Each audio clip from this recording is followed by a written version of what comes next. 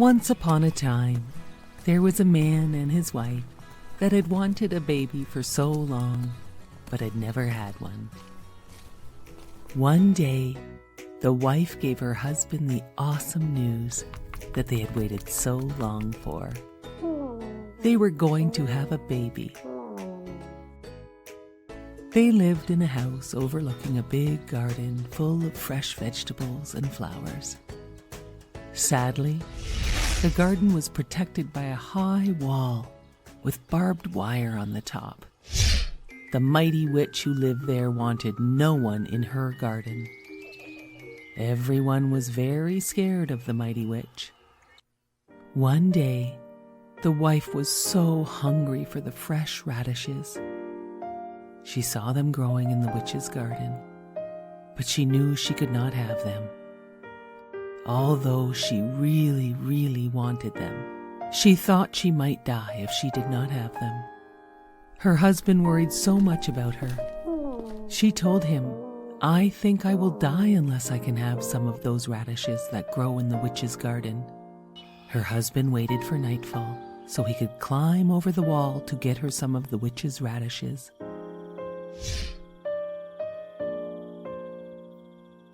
He got her some and climbed back over. She made a big radish salad, and it made her feel so much better. But she knew she wanted more radishes. So her husband snuck over the wall at night to pick more radishes. As he was climbing back over the wall, the witch was standing right below him. "How dare you steal my radishes?" said the witch. "My wife thought she would die if I did not get them for her. I am very sorry." "If this is true," said the witch, "you can have all the radishes you want, on one condition. You must promise to give me your child to raise as my own." The man was so scared he agreed to whatever she said just to get away. When the beautiful child was born, the witch came and took her away, just as she had threatened. She named her Rapunzel, which means radish. Rapunzel grew more and more beautiful every day, and on her 12th birthday, the witch locked her up in a high tower deep in the woods. The tower had no stairs, no door, only a small window. Rapunzel had beautiful long hair that had never been cut, and when the witch wanted to go up to see her, she would cry, "Rapunzel, Rapunzel, let down your hair." The witch would climb up her hair to see her. This went on for years.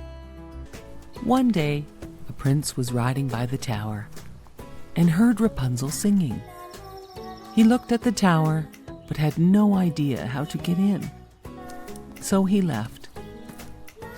But he came by the next day and saw the witch crying, "Rapunzel, Rapunzel, let down your hair." And he saw the beautiful girl who sang, let down her hair for the witch to climb up to see her. The prince returned at dusk and cried, "Rapunzel, Rapunzel, let down your hair." Rapunzel could not believe it when the young prince appeared, and it was not the witch. They fell in love at first sight. They made a plan for Rapunzel to escape. The witch found this out and cut off Rapunzel's hair and hid her away far from the tower. That night, the witch waited for the prince. He cried, "Rapunzel, Rapunzel, let down your hair." The witch threw out Rapunzel's hair, and he climbed up. To his surprise, it was the witch, not Rapunzel. The witch cursed him. "You will never see again." And with that, he was blind. For some time he wandered the forest, hoping to hear Rapunzel singing again. And then, one day, he heard her singing. He followed her voice and found her. They hugged and Rapunzel cried, so happy to see him again. One of her tears fell on his face, and a miracle happened. he could see again.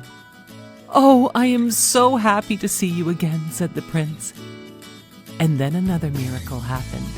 Rapunzel's beautiful hair grew back, as long and shiny as it had been. The prince took Rapunzel to his kingdom far away from the witch, where they lived happily ever after. Once upon a time in the city of Paris, a young man lived in the bell tower of the Notre Dame Cathedral. He was strong enough to ring the church bells. He was also very gentle, gentle enough to hold small birds in his hands. His only friends were the gargoyles. They did not mind that he had a hunchback and a face so ugly that his evil, cruel master named him Quasimodo, which means half-formed. Quasimodo knew nothing of the world below him. He only knew what his master told him. His master even taught Quasimodo to think of himself as a monster. Quasimodo wanted to join the crowds below him on the streets of Paris so bad, but his master would never let him leave. Quasimodo spent his days carving small wooden figures, wishing he could see the whole world below. Once a year, Paris celebrated the Festival of Fools. The gargoyles convinced Quasimodo to climb down the tower and attend the festival.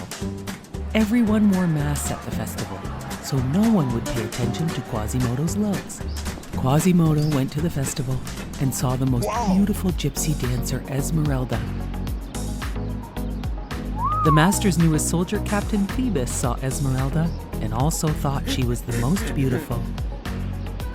All of a sudden, the crowd grabbed Quasimodo and made him king of fools, until they found out his face was not a mask. He was a monster. They tied him down with ropes so he could not escape. Quasimodo begged his master for help, but he refused. All of a sudden, the beautiful gypsy Esmeralda cut Quasimodo free and yelled at his master. "You mistreat Quasimodo like you mistreat my people," Esmeralda said. "You will pay for this," yelled the master, and he ordered his new Captain Phoebus to arrest her. Esmeralda snuck away into the cathedral with her goat. Captain Phoebus found her there and did not want to arrest her. He told her she could claim sanctuary as long as she stayed inside the church. "If she sets one foot outside this church, she will be my prisoner," said the cruel master. Quasimodo and Esmeralda became great friends. Quasimodo was confused because the master had told him how bad gypsies were, but Esmeralda was kind and good. And she did not think Quasimodo was a monster at all. "I think the master is wrong about both of us," said Esmeralda. Quasimodo helped her plan her escape. Quasimodo carried Esmeralda and her goat down the church walls to the street one night. She gave Quasimodo a special amulet and said, "Use this if you ever need help. It will show you how to find the Court of Miracles, the secret gypsy hideout." She promised she would visit Quasimodo again and kissed him on the cheek. When Esmeralda returned, she brought Captain Phoebus, who had been badly wounded. "The master attacked us, and Captain Phoebus tried to help. Please help him get well." Quasimodo agreed and hid the captain in the bell tower. The master still wanted to find the gypsies and thought Quasimodo might know where to find them all in their secret hideaway. The master tricked Quasimodo and told him he knew where the secret hideaway was, and he would attack the gypsies at dawn with 1,000 of his soldiers. This was just a trick by the cruel master. Quasimodo and Captain Phoebus decided they must use the special amulet to find Esmeralda and warn her. They secretly made their way to the Court of Miracles, but they had no idea the master and his soldiers were secretly following them. Quasimodo and Captain Phoebus led them to the secret gypsy hiding place. "Take them all away," the cruel master yelled to his soldiers.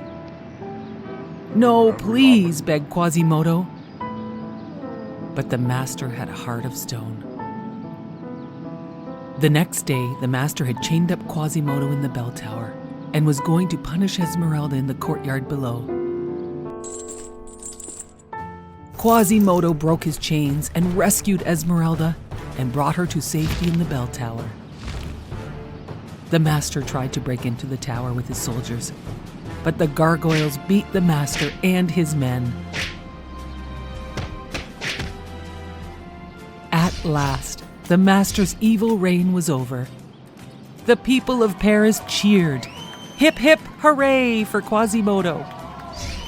Finally, Quasimodo understood he was not a monster at all. But to the people of Paris, he was a great hero. Once upon a time, there was a lovely princess named Snow White. She lived in a castle with her stepmother, a beautiful but wicked queen. The queen was very jealous of Snow White and forced her to work as a servant. Every day the wicked queen looked into her magic mirror and asked, "Magic mirror on the wall, who is the fairest one of all?" The mirror usually answered that the queen was the fairest, which pleased her. Meanwhile, Snow White did her chores and made friends with the courtyard doves. One day, a prince heard Snow White singing. He was enchanted by her. The queen saw this and became angry. Then the magic mirror told her that Snow White was the fairest one in the land. The queen was furious. She ordered her huntsman to take Snow White to the forest and do away with her. Snow White was so kind and gentle, the huntsman could not harm her. Instead, he warned Snow White of the wicked queen's plan. He told her to run away.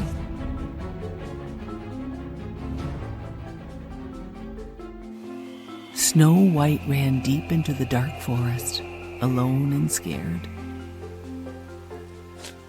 She fell down and began to cry.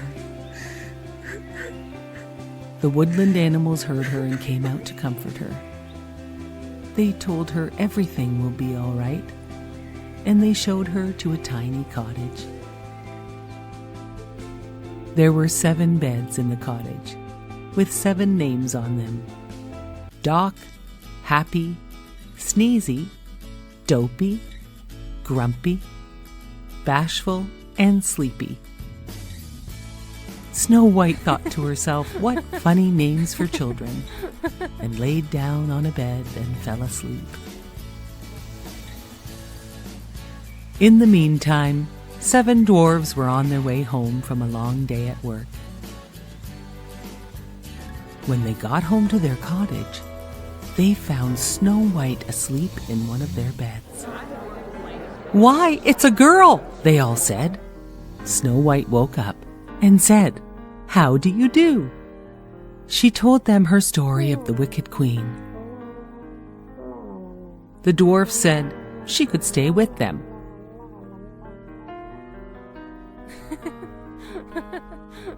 Back at the castle, the queen did not know Snow White was still alive when she asked the magic mirror, "Who is the fairest of them all?" The mirror answered, "Snow White is the fairest of them all."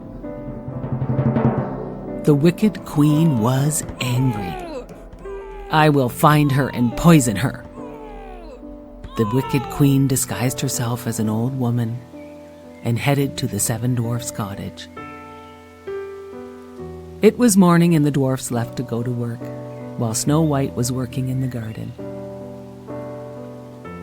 Working away, she saw the old woman, who was really the wicked queen. Snow White said, "Hello," and the old woman offered her an apple from her basket, the poison apple that would put Snow White to sleep forever unless she was kissed by a prince. That was the only way to break the poisonous spell. Snow White accepted the apple and took a bite. She fell to the ground and the old woman ran away. The woodland creatures went to get the dwarfs. The dwarfs could not awaken Snow White, so they built her a glass coffin so they could keep watch over her forever. One day, the prince was riding on his horse through the forest and came upon Snow White in her glass coffin. It was her who he saw singing at the Wicked Queen's castle. He knelt down and kissed Snow White. She awoke, and the spell was broken. The dwarfs were so happy. Snow White was awake. Snow White thanked the dwarfs for all their help and said they would be best friends forever. The prince asked Snow White to come and live in his castle. Snow White rode off with her prince, and they lived happily ever after. Long ago, in a small village, a woodcarver named Geppetto made a wooden puppet. It looked so much like a real boy that Geppetto gave it a name, Pinocchio. The old man was so happy, he showed the puppet to his cat Figaro and his goldfish Cleo. As Geppetto showed his puppet to his dear pets, a small cricket named Jiminy Cricket snuck into Geppetto's house to have a warm night's sleep. Jiminy Cricket watched as Geppetto set the puppet down and gazed out the window at the stars. "Look at that! The wishing star!" Geppetto cried. Geppetto wished Pinocchio was a real boy. Soon it was bedtime, and Geppetto, Figaro, Cleo, and Jiminy Cricket all fell asleep. Before long, a beautiful light filled the workshop and woke up Jiminy Cricket. It was the Blue Fairy. She had heard Geppetto's wish and was there to make Pinocchio a real boy. She touched the puppet with her magic wand, and Pinocchio came to life. But Pinocchio had to prove he was brave, truthful, and unselfish to become a real boy. The Blue Fairy knew Pinocchio would need help, so she made Jiminy Cricket his helper, so he would help him to choose between right and wrong, and prove himself. Geppetto was delighted with Pinocchio, and he sent him off to school like a good parent.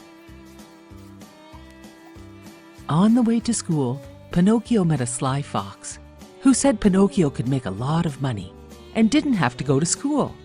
Jiminy Cricket didn't trust the sly fox. The sly fox said he could spend all of his time having fun in the theater instead of studying at school. Pinocchio said, "Okay!" and off he went with the sly fox to the theater owner. That night, the theater owner put Pinocchio on stage. He was a big hit as he sang and danced for the crowd. The crowd threw money on the stage. Jiminy Cricket, who was in the crowd, worried. After the show, the theater owner locked Pinocchio up and said, "You will live here and make me lots of money." Pinocchio and Jiminy Cricket wondered how he could escape. Luckily, the Blue Fairy arrived. She asked Pinocchio why he missed school. He lied. She asked him more questions, and each time he told a lie, his nose grew longer and longer. The Blue Fairy reminded him to tell the truth if he wanted to be a real boy. Pinocchio promised he would tell the truth. She fixed his nose and set him free. The next day, Pinocchio met the sly fox again. The sly fox convinced Pinocchio to not go to school, but instead play and have fun all day. Pinocchio followed the fox, not returning home after regular school time. Geppetto was worried and went to look for Pinocchio. Geppetto sailed his boat to search for Pinocchio, and he was swallowed up by a huge whale. When Pinocchio returned home from playing all day, he found this out, and he knew he must save Geppetto. Pinocchio and Jiminy Cricket found the huge whale and they teased him with the fish. The whale grabbed the fish, the pole, Pinocchio, and Jiminy Cricket, and they were all swallowed into his belly. They found Geppetto in the whale's belly too. They must find a way to escape from the whale. They decided they would make the whale sneeze, and they would all escape when the whale opened his mouth. It worked, but when the whale saw them in the water, he thrashed around, knocking everyone about. Pinocchio had to grab Geppetto to save him. After a while, the water settled down and Geppetto and Jiminy Cricket awoke on the beach. They found Pinocchio lying lifeless on the rocks. Geppetto was heartbroken, and he carried his son home in his arms, convinced he had lost Pinocchio forever. Back in the workshop, Geppetto and Jiminy Cricket cried, and then all of a sudden, the blue fairy appeared. She touched her wand on Pinocchio and said, "Awake!" Pinocchio awoke, and the blue fairy said, "By saving Geppetto, you have proven yourself to be brave, truthful, and unselfish." "I am a real boy!" shouted Pinocchio. Pinocchio, Geppetto, Jiminy Cricket, and all the pets celebrated and danced as Geppetto's wish had come true. Pinocchio was a real boy.